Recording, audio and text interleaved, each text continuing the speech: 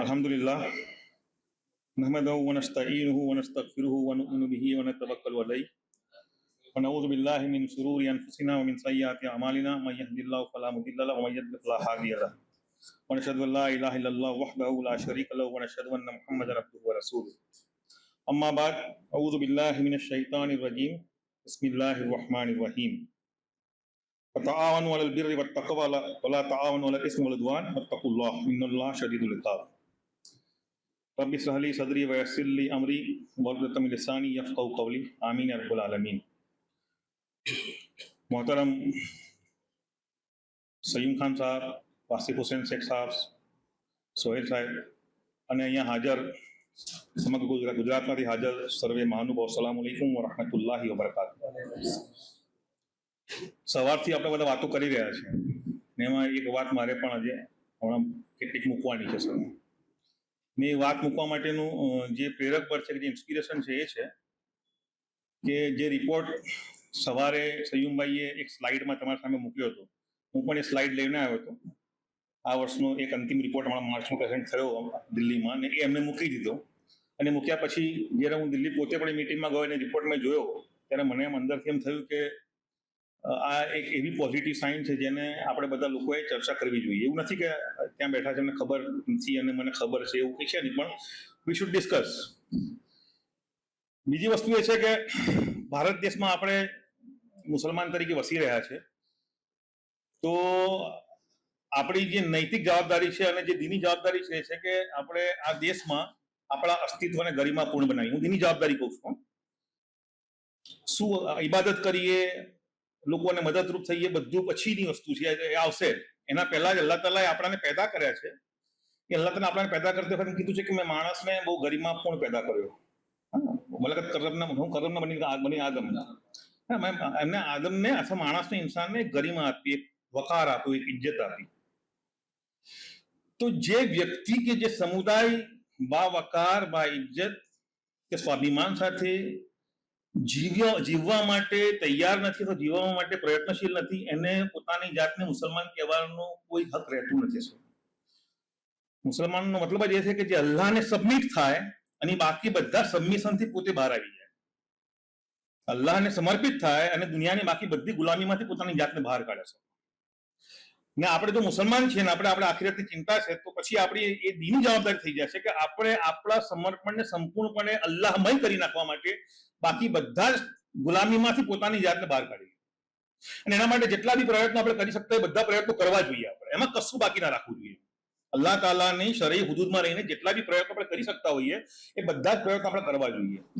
અને કેટલીક જગ્યાએ મને કહેવાનો મોકો મળ્યો સ્ટેજ પરથી, તેને કીધું પણ છે કે આપણે બધા પ્રયત્નો કરી છે અને કર્યા બી છે, પણ એક આ પ્રયત્ન જેને આપણે ફાઇનાન્શિયલ ઇન્ક્લુઝન અથવા તો જેને કે ઇકોનોમિકલ એમ્પાવરમેન્ટના અનુસંધાનમાં જે પ્રયાસો આપણે કરવા જોઈએ તો એમાં ક્યાંક આપણે ચૂકી એટલા માટે ગયા કે આપણે ઇકોનોમિકલ એમ્પાવરમેન્ટના એક જ પાસાને હંમેશા પોતાની નજરો સામે રાખી, એ છે જકાત અથવા સદકાત અથવા વેલફેર એક્ટિવિટી। એનું કારણ એ છે કે ઉમ્મતનો બહુ મોટો ભાગ એવો હતો કે જે જરૂરતમંદ હતું, જે કંઈ આપી શકે એવી પરિસ્થિતિમાં નહોતું। મોટાભાગનો મોટો સમુદાય એવો હતો જેને લેવાની પરિસ્થિતિ હતી। એ કન્ડિશનમાં જે એકદમ ઇન્સ્ટન્ટ ખ્યાલ જે આપણાને આવ્યો, એ ખ્યાલ શું હતો કે આપણા પાસે એક જકાતનું ફંડ છે કે સદકાતનું પ્રોવિઝન છે, એના થકી આપણે ઉમ્મતને શું મદદરૂપ થઈ શકીએ, શું કરી શકીએ, એના માટેનો પ્રયત્ન આપણે કરીએ। ને એમાં આપણે પ્રયત્નો કર્યો, સારા પ્રયત્નો કર્યા, સારી ઓર્ગેનાઇઝેશન ઊભી થઈ। હમણાં જે વાત આપણે ભરૂચના જે સાથીઓએ મૂકી, એક્સ્ટ્રાઓર્ડિનરી વસ્તુઓ છે, એ બહુ પોઝિટિવ એસ્પેક્ટ છેલ્લે અને લઈશ પણ કર્યો, પણ એ પ્રયત્નો આપણા માટે 75-80 વર્ષના ગાળા પછી સાબિત થયા છે કે પરિપૂર્ણ આપણી જરૂરિયાતને પરિપૂર્ણ નથી કરી શકતા। તો પછી શું કરવું, એ આપણા માટે બહુ મોટો સવાલ છે સર।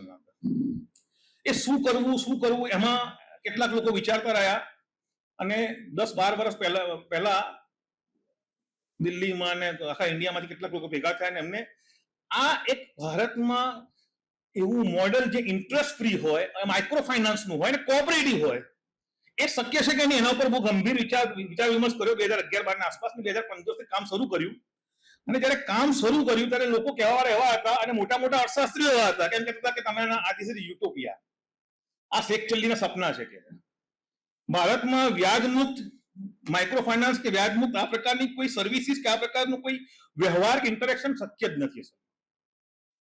પણ આજે 12 વર્ષ પછી જ્યારે સવારનો રિપોર્ટ તમે જુઓ છો ત્યારે તમને ખબર પડે છે કે ભાઈ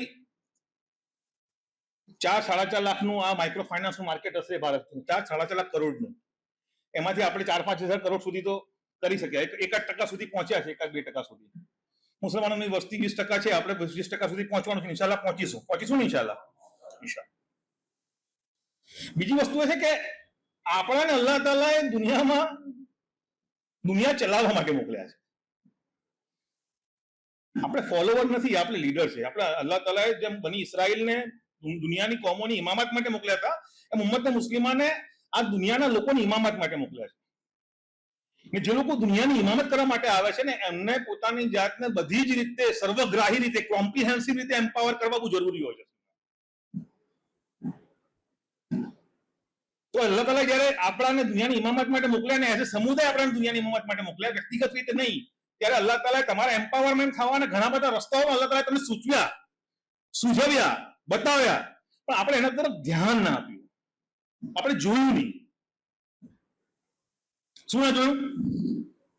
મેં જે આયત પડી કુરાનની એ ના જોયું. કુરાન આપણા માર્ગદર્શન માટે આવ્યું છે અને કુરાનમાં અલ્લાહ તાલાએ એ બધી વસ્તુ બતાવી છે જે તમારા પોતાના ગરિમાત્મક અસ્તિત્વ માટે અતિ આવશ્યક છે. ડન નેસેસરી જે વસ્તુ હોય અલ્લાહ તાલાએ બતાવી છે તમને. તો મેં જે આયત કુરાનની તમારા સાથે પઢી, આયત શું કહે છે? તાઆવનુ બિલ બિર્રિ વત તકવા. તાઉન કરો, કોઓપરેટિવની વાતો કરીએ છીએ. અલ્લાહ તાલા 1400 વર્ષ પહેલા કુરાનમાં તમને કીધું, હુકમ આપીને કીધું કે તાઉન કરો, યુ કોઓપરેટ. એકબીજા સાથે તમે સહયોગ કરો અને કોઓપરેટ કરીને આ કામ કરો. અલ્લાહ તાલા એમ કીધું, નીકીના કામ કરો.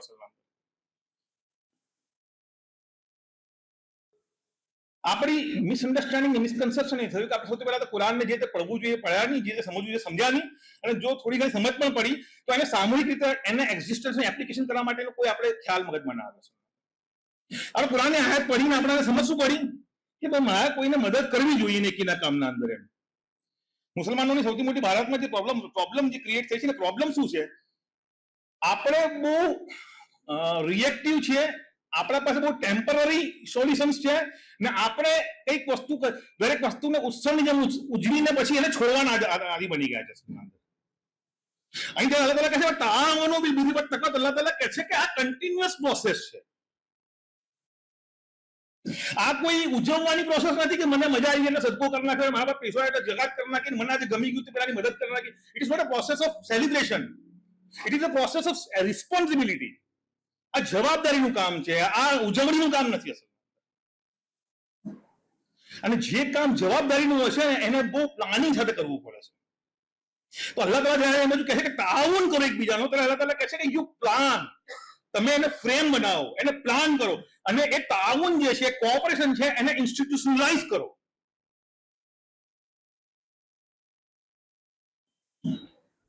તો આ જે એક્ટિવિટી આપણે અત્યારે કરી રહ્યા છે એ કુરાનની આયતને જો પહેલા આપણે સમજી લીધી હોત તો આ માઇક્રો ફાઇનાન્સ અથવા તો આ પ્રકારની જે કંઈ પણ સર્વિસની એક્ટિવિટી છે એને આપણે બહુ પહેલા ઇન્સ્ટિટ્યુશનલાઇઝ કરી હોત.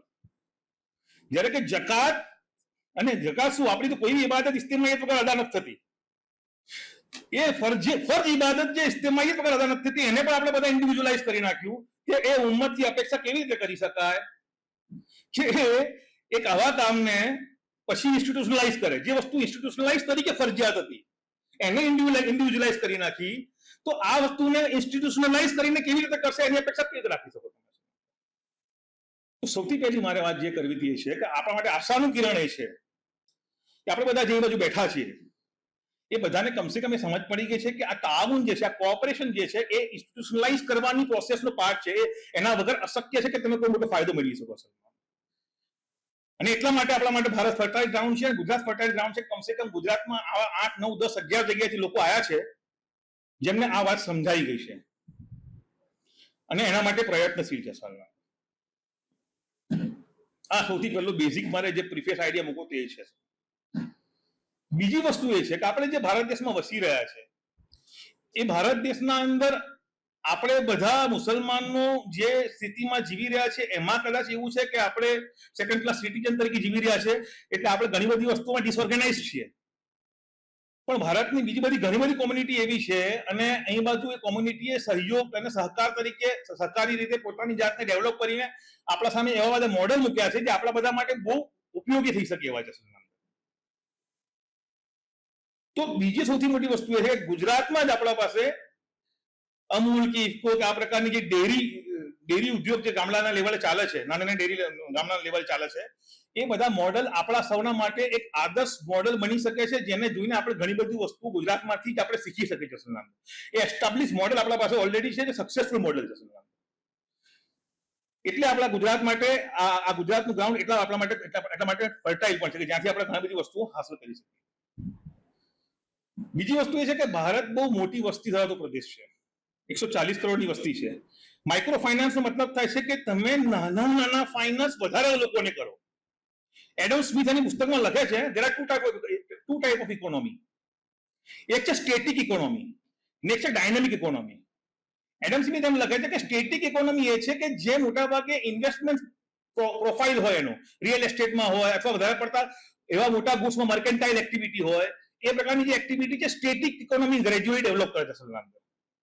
ડાયનેમિક ઇકોનોમી એ છે કે જે માઇક્રો ફાઇનાન્સ થકી નાના નાના લોકોને સશક્ત કરીને ઉભી કરવામાં આવતી આખી ઇકોનોમી છે. એમ કે છે કે એ હ્યુમન રિસોર્સ ડેવલપ કરીને સ્કિલ ડેવલપમેન્ટ થકી નાના લોકોને ભાગીદારીમાં રાખીને જે ડેવલપ કરવામાં આવે છે ડાયનેમિક ઇકોનોમી છે ને, એ ગ્રેજ્યુઅલી ગ્રો થાય છે, એને સ્ટેગ્નેશન નથી આવતું, એમાં બબલ ફાટતો નથી,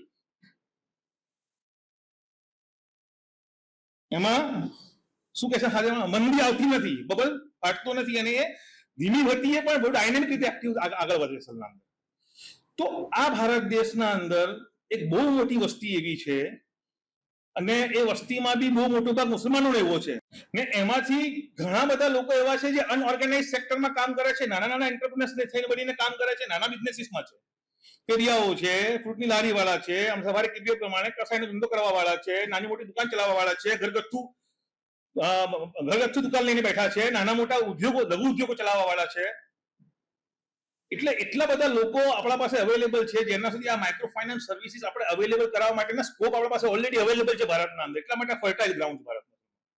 મારા પાસે રેકોર્ડ છે, ખોલવાનો ટાઈમ ઓછો છે, મારે 5-7 મિનિટ પૂરું કરવું છે કેમ કે સમય એ પ્રમાણે સેટ કર્યો છે. એટલા માટે કે ભાઈ એમએસએમઈ કેટલા છે, એમએસએમઈમાં માઇક્રો એન્ટરપ્રાઇઝ કેટલા છે, એમાંથી ઈ શ્રમ પોર્ટલમાં આશરે 30 કરોડ લોકો રજીસ્ટર થયેલા છે ભારતના અંદર, પોર્ટલ રજીસ્ટર થયેલા લોકો ઈ શ્રમના અંદર.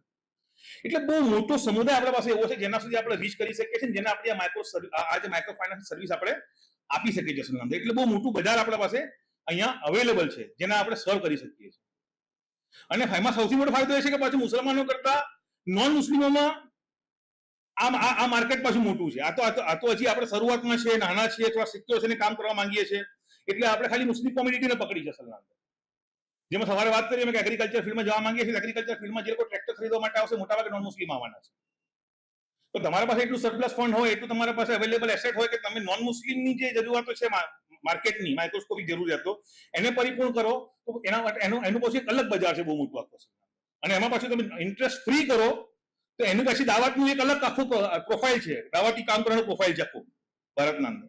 ખાલી બજાર છે એટલું નહીં, આ એક એવી એક્ટિવિટી છે કે જે લોકોની જરૂરિયાત છે. એવું કહેવાય છે કન્ટેમ્પરરી જે માઇક્રો ફાઇનાન્સ સર્વિસીસ માર્કેટમાં અવેલેબલ છે, જેમ કે સેવા છે, પછી બીજી સેલ્ફ હેલ્પ ગ્રુપ્સ છે. ફોર એક્ઝામ્પલ એવું કહેવાય છે કે આશરે 20 લાખ લોકો સેવામાં, મને તો ખુશી સયુમાં કીધું એટલા માટે થઈ કે સેવા જે 1972માં ઈલા ભટ્ટ નામ છે કદાચ એમનું, એમને ચાલુ કરી હતી સેલ્ફ એમ્પ્લોયડ વુમેન એસોસિએશન નામથી, અને આ બધી માઇક્રો ફાઇનાન્સ રિલેટેડ વુમેન એન્ટરપ્રિનરશિપને ઉજાગર કરવાની એક્ટિવિટી કરવા વાળી ઈલા ભટ્ટ બેન ચલાવે. 1972 શરૂ કરી 2022 નો રેકોર્ડ એનો કહે છે 20 લાખ મેમ્બર છે.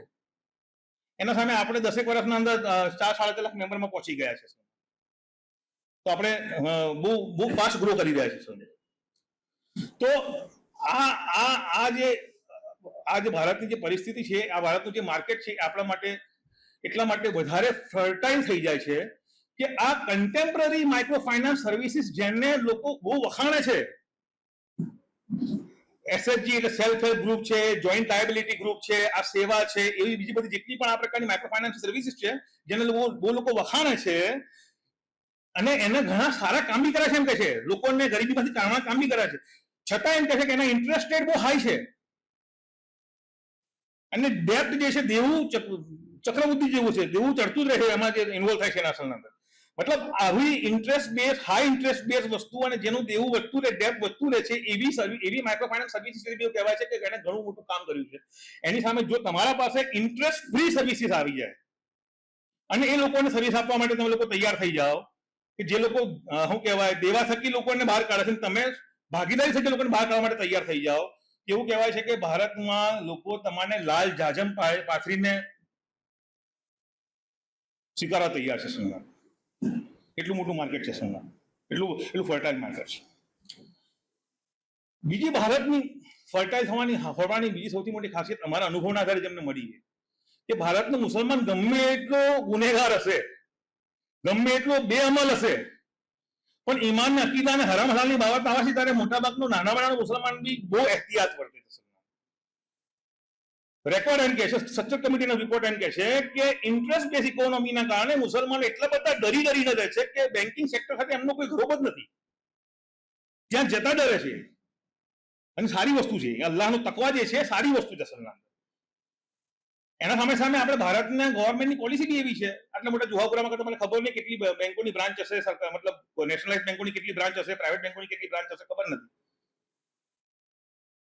તો બહુ મોટો મુસલમાનોનો વર્ગ એવો છે જે અનઓર્ગેનાઇઝ સેક્ટરમાં છે, મુસલમાનોનો બહુ મોટો વર્ગ એવો છે કે જે બેઅમલ છે, ગુનેગાર છે, ગુનામાં સપડાયેલો છે, પણ છતાંય હલાલ હરામની હુદૂદને એટલું બધું મજબૂતીથી પકડીને બેઠો છે કે એ આ બેન્કિંગ સેક્ટરની સેવાઓ બને ત્યાં સુધી લેવા માટે તૈયાર થતો નથી. અને જ્યાં બેન્કિંગ સેક્ટરની સેવાઓ લે છે એ પોતાના વ્યાજના તે પૈસા આવે છે અને બેંકમાં મૂકી રાખે છે અસલના અંદર. બીજી વસ્તુ એ છે કે આ માઇક્રો ફાઇનાન્સ સર્વિસીસ આપણે જે આપી રહ્યા છે એ બેન્કિંગ સેક્ટરની જે કઈ બી જરૂરિયાતો છે, પ્રોટોકોલ્સ છે, પ્રોટોકોલ્સથી પર થઈને બહુ ઇઝી વે આપણે એક્સેસિબલ લોકોને કરાવી રહ્યા છે અસલના અંદર. ને ઇઝી એક્સેસિબિલિટી આપણી જે છે એ લોકોને આપણે તરફ ખેંચે એવી છે અસલના અંદર.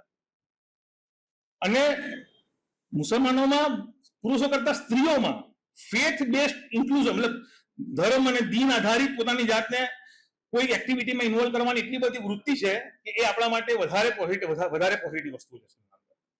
જેને આપણે બધાએ જેમ તમે કીધું કે આપણે મોલા અબ્દુલ કુદુસ સાહેબે કીધું કે બહેનોને કેવી રીતે આપણે એમ્પ્લોય કરવી, તો સેલ્ફ હેલ્પ ગ્રુપ અને જોઈન્ટ લાયબિલિટી ગ્રુપ જે આખા પ્રોફાઇલ છે એમાં આપણે એને ઇન્વોલ્વ કરી શકીએ છીએ. તો મુસલમાનોની પોતાની આ જે આખી ધાર્મિક વૃત્તિ છે, મુસલમાનો પોતે બહુ લાંબા સમયથી એક્સક્લુડ થયેલા છે. 90% મુસલમાન અનઓર્ગેનાઇઝ સેક્ટરમાં કામ કરે છે.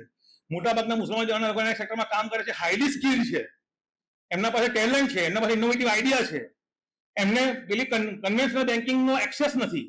આ બધી વસ્તુ ભેગી થઈને આપણા માટે એક એવું માર્કેટ ઊભું કર્યું છે જે માર્કેટ કદાચ અનબિલિવેબલ રીતે ગ્રોથ થશે જો આપણે બધા ખરેખર એને બહુ વ્યવસ્થિત રીતે એક્સપ્લોર કરવા તૈયાર હોઈએ તો. હવે એના માટે કરવું શું પડે? આ જે ભારતની આ જે પરિસ્થિતિ છે અને ભારતનો જે ગ્રાઉન્ડ છે એને એન્કેશ કરવા માટે જેમ ડોક્ટર મોહમ્મદ હુસૈન સાહેબે કીધું, સૌથી વધારે આપણા પાસે બીજી જે સહુલત છે, સહુલત માટે બીજી સહુલત એ છે કે આપણા પાસે ફોર એક્ઝામ્પલ આવી રીતે કોમ્યુનિટી ઓર્ગેનાઇઝેશન કેટલીક છે, મજબૂત છે. ધીમે ધીમે છેલ્લા 2002 પછી ગુજરાતની ખાસ વાત કરું તો ઘણી બધી એનજીઓ એવી ઉભી થઈ ગઈ છે જે ઘણા બધા કામ કરે છે. આપણા પાસે મસ્જિદોનું બહુ મોટું નેટવર્ક એવું છે. આમાં સૌથી મોટી જે સમસ્યા છે જે આપણા સામે બી આવી, કોઈ કહે છે કે આ તો સર્વિસ ચાર્જ તો લેવાય જ નહીં, કોઈ કહે છે ડોક્યુમેન્ટ આપવામાં અમારા લુણાવાડાના ભાઈઓ તો કાયમ બૂમો પાડે છે કે ડોક્યુમેન્ટ આપવામાં મુસલમાનોને બહુ તકલીફ પડે છે. આમાં સૌથી મોટું જે ઇસ્યુ છે એ એજ્યુકેશન અને અવેરનેસનો ઇસ્યુ છે. આ સર્વિસીસ લેવા માટે જે જરૂરી છે એજ્યુકેશન અવેરનેસની જરૂર છે.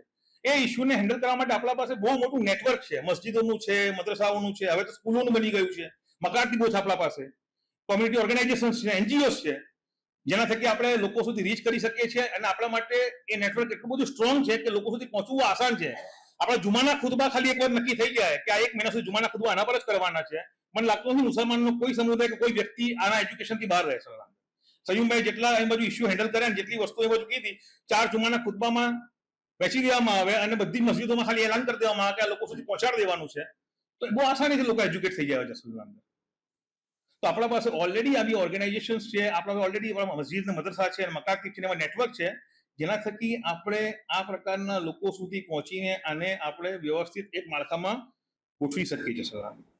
તો ઓવરઓલ આપણે જો આ બધી રીતે જોઈએ ભારતને, એની વસ્તીની રીતે, એમાં જે લોકો ઓલરેડી શું કહેવાય તરછોડાયેલા છે, એક્સપ્લોઇટ થયેલા છે, એક્સક્લુડ થયેલા છે, એમાં મુસલમાનોની બહુ મોટી વસ્તીને આપણે જોઈએ, અને પછી એમની પોતાની સ્કિલ્સને જોઈએ, એમની એન્ટરપ્રેન્યોરશિપના શું કહેવાય એમની જે તાકાત છે એને જોઈએ, બિઝનેસ કરી શકે. આ બધું ઓવરઓલ ભેગું થઈને અને આપણું કોમ્યુનિટી સ્ટ્રક્ચર જે છે મસ્જિદ, મદ્રસા, મકાતીબનું, આ બધું ભારતને એક ફર્ટાઇલ ગ્રાઉન્ડ બનાવે છે આપણા બધા માટે આ કામ કરવાના અનુસંધાનના. અને આપણે એટલા માટે કરવું જોઈએ, છેલ્લી વાત કરી મારી વાત પૂરી કરું, કે તમે એમ કહો ગવર્મેન્ટ કેપ્ચર કરવી છે ને તો લોકો તમારા ઉપર તાત્કાલિક આઈબી ને શું કહેવાય સીબીઆઈ ને ઈડી બીડી ને પેલા you can't speak a word government capture કરવી છે, પણ તમે એમ તો કહી શકો છો ને કે માર્કેટ કેપ્ચર કરવું છે. કે કહી શકાય કે ના કહી શકાય કે મારે માર્કેટ કેપ્ચર કરવું છે? આપણે કહેશો કે માર્કેટ કેપ્ચર કરવું છે, આટલું મોટું માર્કેટ છે ને આપણે કેપ્ચર કરવું છે. આપણા પાસે છે એ micro finance, cooperative micro finance, આપણા પાસે એવી સર્વિસીસ છે, એવી પ્રોડક્ટ છે આપણા પાસે કે આપણે માર્કેટ કેપ્ચર કરવા માટે બહુ આપણે શક્તિશાળી લોકો છે. You want to capture this market. તો આપણે આ માર્કેટ હવે પોલિટિક્સને ડ્રાઈવ કરે છે, તો થોડું પોલિટિક્સને હમણાં બાજુ પર રાખીને માર્કેટ ઉપર ધ્યાન આપશું ઇન્શાલ્લાહ, તો આપણે જે પરિસ્થિતિમાં છે એમાંથી બહાર આવવાના રસ્તા આપણા માટે ઇન્શાલ્લાહ નીકળશે. અને બધી બાજુ એક એક્ઝામ્પલ વર્તી આપું છું કે ભારતમાં તો કોઓપરેટિવ છે ને સોશિયો પોલિટિકલ એમ્પાવરમેન્ટનો સૌથી મોટો ટૂલ છે. એમ સયુમભાઈએ વાત કરી, અથવા મોહમ્મદ હુસૈન સાહેબે વાત કરી, યુનુસભાઈની, આપણા યુનુસ સાહેબની, પ્રધાનમંત્રી બાંગ્લાદેશના પ્રધાનમંત્રી બનવા માટે એમની સૌથી મોટી ક્રેડિબિલિટી એ છે કે એમને માઇક્રો ફાઇનાન્સ ડ્રાઈવ કર્યું.